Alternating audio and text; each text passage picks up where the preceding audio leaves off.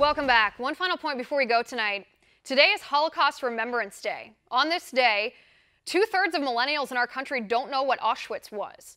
But millennials complain instead about being oppressed by capitalism and the top 1%. 41% of Americans as a whole can't tell you what happened at Auschwitz. But we're told our public school system works.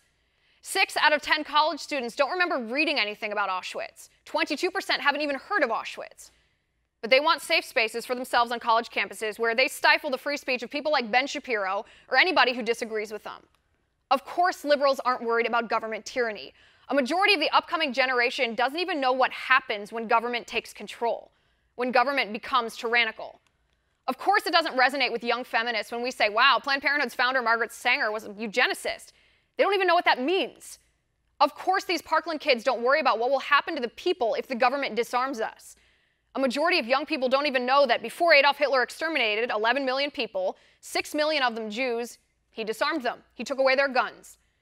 Of course, the media won't give any traction to reports about Democrats' ties to Louis Farrakhan, the radical hate preacher who called Adolf Hitler a very great man. 4 out of 10 Americans don't even know what Hitler did to people at the Auschwitz death camp. Or the story about Charlie Gard, the British baby who was pulled off life support by the government against the wishes of his parents because the government didn't think Charlie's life with his disability was quality enough to pay to keep him alive. Of course, that story was quickly forgotten.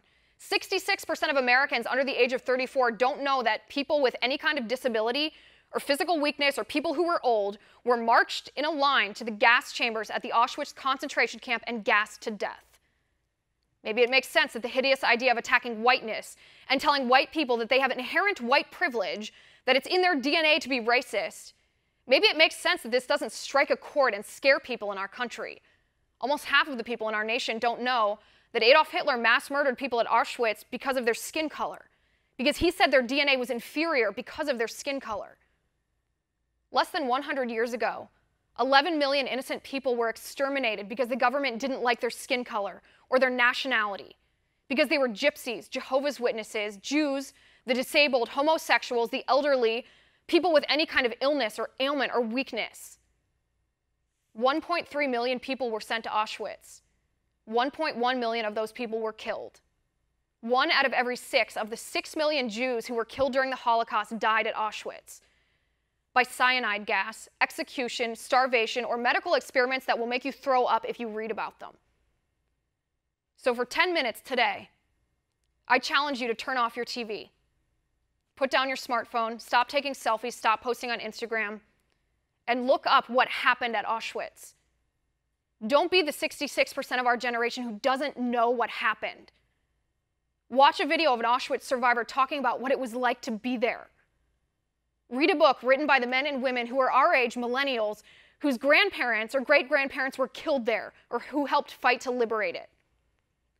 This next generation has a choice, an opportunity to keep protecting our freedom so that this never happens again.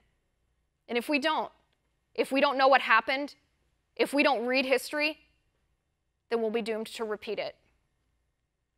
And that's my final point. You can reach me on Twitter at Liz_Wheeler. If you liked the show, please send me an email at oann.com/contact. In the meantime, catch us here tomorrow at 9 p.m. Eastern. And until then, have a good night.